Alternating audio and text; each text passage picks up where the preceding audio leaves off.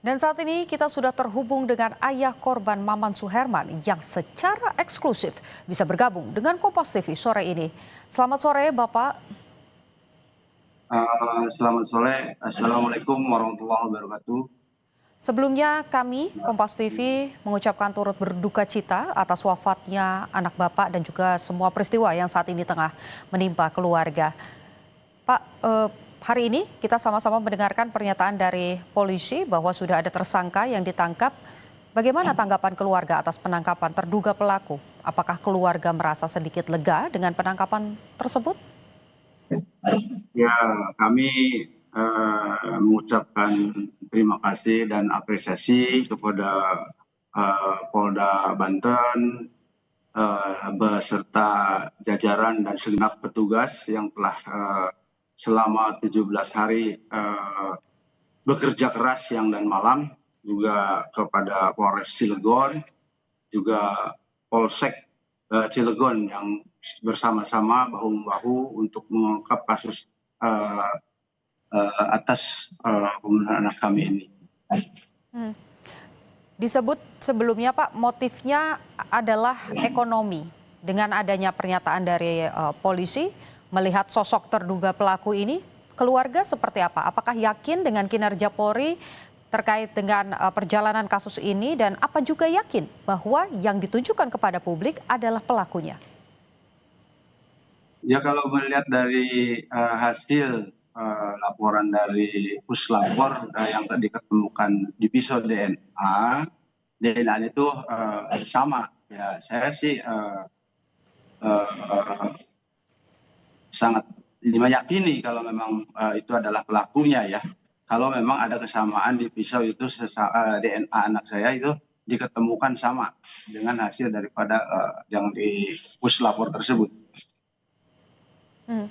Dari pihak keluarga sendiri, apa yang kemudian diharapkan Pak? Terduga pelaku sudah ditangkap, motifnya juga sudah diketahui, Puslapor sudah mengeluarkan data-datanya terkait dengan DNA. Hukuman apa yang diharapkan oleh pihak keluarga?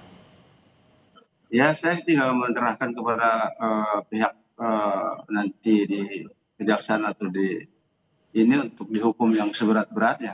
Hmm. Karena ini sudah tidak berkemanusiaan sekali.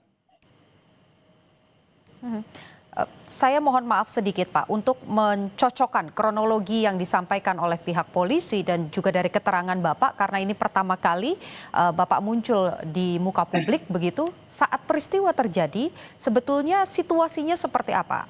Posisinya saat itu Bapak sedang berada di mana dan memang apakah anak Bapak terbiasa sendirian di rumah? Ya, kronologis pertama itu kami mendapatkan, saya lagi di kantor mendapatkan video call keluarga, bahwasanya anak saya yang bernama Dafara memberikan video call, melihatkan ke korban dan saya melihat sendiri bersimbah darah di situ ya.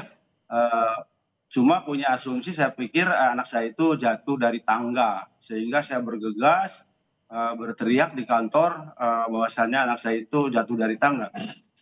Ketika saya sampai di rumah, saya juga masih berasumsi dia itu jatuh dari tangga.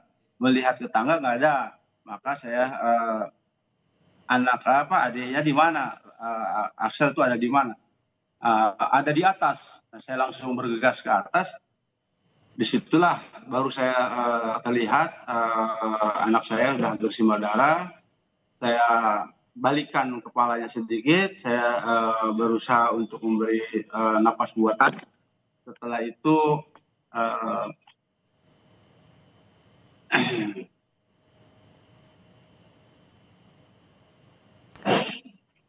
Baik, Pak tadi diskusi kita sempat terjeda begitu ya terkait dengan kebiasaan dari korban yang apakah memang anak ini terbiasa untuk berada di rumah sendiri dan sejak kapan sebetulnya CCTV di rumah itu rusak Pak? CCTV udah agak lama ya, karena rumah kita itu kan biasanya ramai terus. Ada ipar, ada ponakan, ada ibu mertua, semua sering kumpul. Pada ketika itu memang kesalahan yang diperbuat oleh PRT ini tidak memberitahukan dia mau meninggalkan dua anak saya di rumah itu pada jam tersebut. Sehingga dia juga tidak menetapkan protap yang seharusnya mengunci pintu kamar, mengunci pintu dapur, mengunci pintu dapur masuk ke ruangan utama. Sehingga 3 kunci yang tidak dilakukan oleh PRT saya itu.